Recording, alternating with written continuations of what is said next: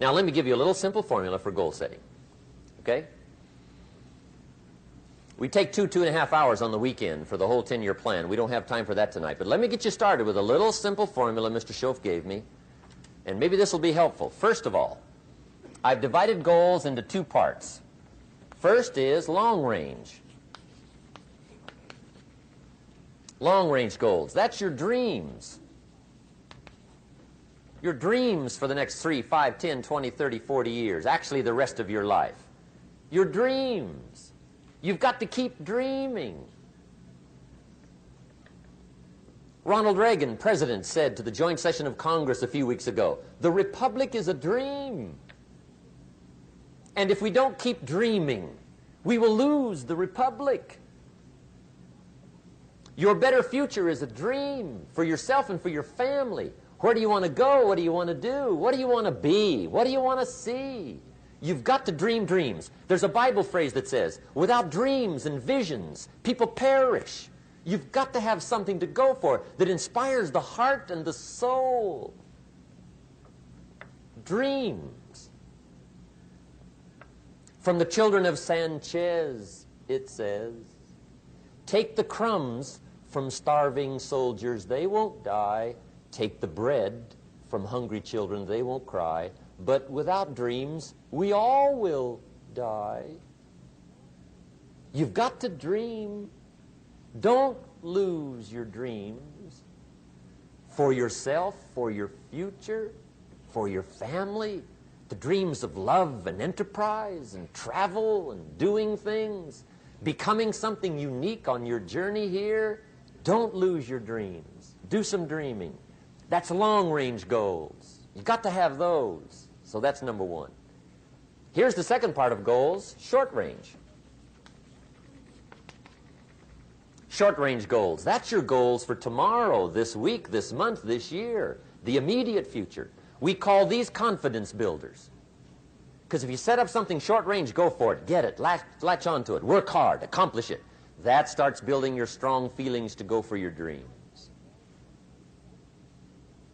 Now, I've divided goals into 3 categories. Here they are. Number 1 is economic. That's your goals for money, income, business, profits, production. Economics. Make sure you've got your economics well planned. Economics plays a major role in everybody's life. Economics is major, which means it ought to be meticulously well planned for tomorrow, this week, this month, this year, long range. What if you asked somebody tomorrow if you could see their meticulously well-planned list of economic goals? What would they probably say? They say, you some kind of a nut? You must be weird. Hey, I found out what success is. Success is doing what the failures won't do. Make sure you've got your economics well planned. It'll put you in the top 5%.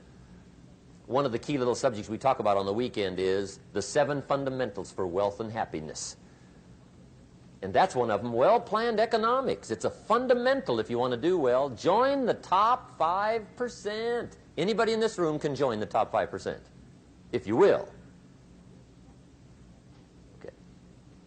Now here's the second category of goals, things. Make a list of the things you want. And on my list of things, now I put everything. Little things as well as major things. Doesn't matter how small it is, it goes on my list.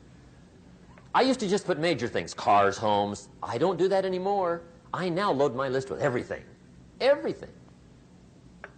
And the reason is, part of the fun of having a list is checking it off. That's it. Boy, at the end of the day, if you can go, got it, got it, got it, got it, got it, got it, whatever it is, right? You get into the habit. So load up your list, the things you want. Now, when you check off something major, celebrate. That's an important point to make. Celebrate your achievements. Live it up. Have a party when you reach something you've worked for a while. See, we all grow from 2 experiences. One is called the pain of losing. The other one is called the joy of winning. We need both of them. Amplify them as much as you can, which also means make losing painful. If you set up something, fooled around, didn't get it, put it on yourself. On the other side, if you did get it, congratulate yourself. Self-congratulations is a sign of maturity. Seeking congratulations is a sign of immaturity. But hey, winning and losing, see, that's what it's all about. That's the name of the game. Now, some people lead such mediocre lives, at the end of the day, they don't know whether they're winning or losing.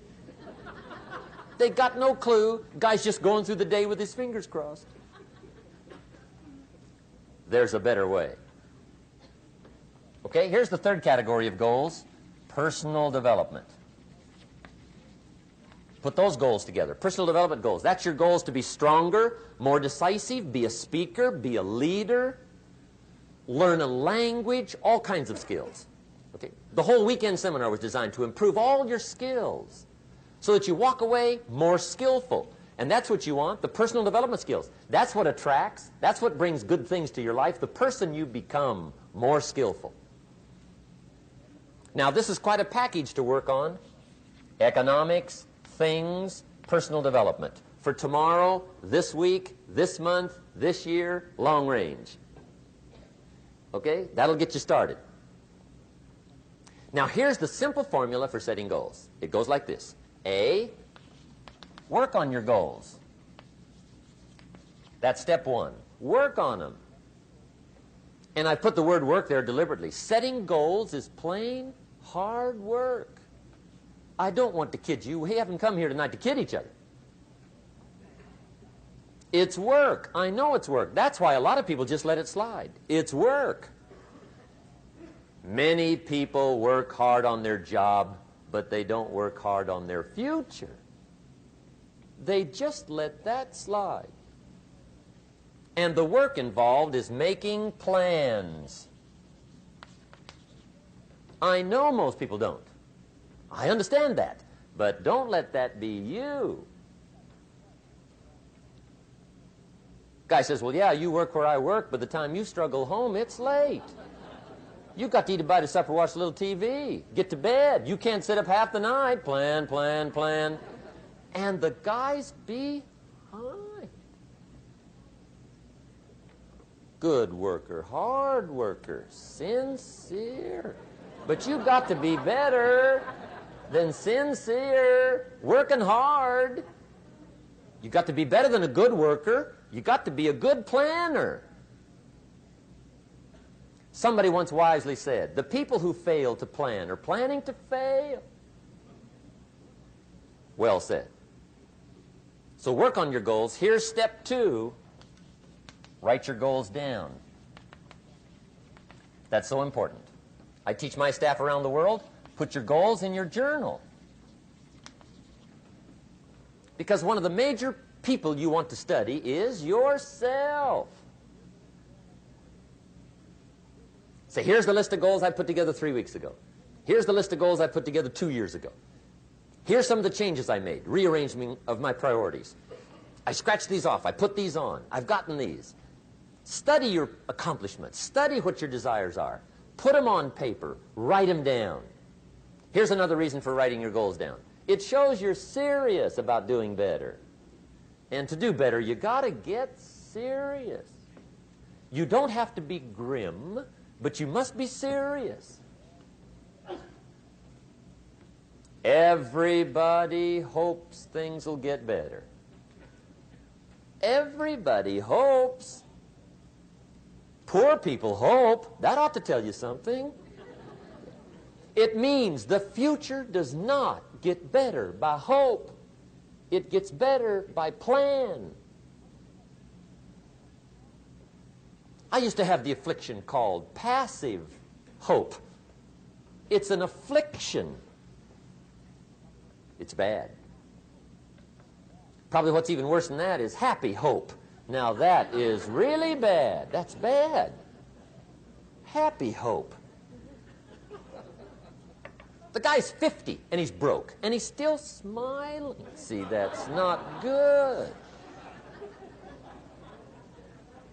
So get serious about your goals. Put them on paper. Write them down. There's all kinds. His goals, her goals, their goals. Business goals, financial independence goals, family goals. I mean, there's so many things to work on this that if you don't get busy and work on it, sure enough, the time will pass. And sure enough, 5 years from now, you'll wind up where you don't want to be, wearing what you don't want to wear, driving what you don't want to drive, being what you don't want to be. Now's the time to fix it. Now, here's the third step to your goals. Check the size of your goals and the kinds of goals. How big they are, what kind they are, affects you. And here's one of the important phrases of the evening. Your goals are affecting you, whatever they are. Your goals affect your handshake. Your goals affect your attitude, personality. Your goals affect the way you walk, the way you talk, the way you dress. All day long, we're being affected by our goals. Now, some people have goals, but they have such lousy goals. The effect is bad. I asked a guy one time, what are your goals for this month? The guy said, look, if I could just scrape up enough money to pay these lousy bills. That was his goal. I'm not saying it isn't the goal. It's a goal, but it's such a lousy goal, the effect is bad. You don't jump out of bed on Monday morning and say, oh boy, another chance to go out and scrape up the money to pay my lousy bills. See, you don't do that. Usually you say, oh, not another Monday.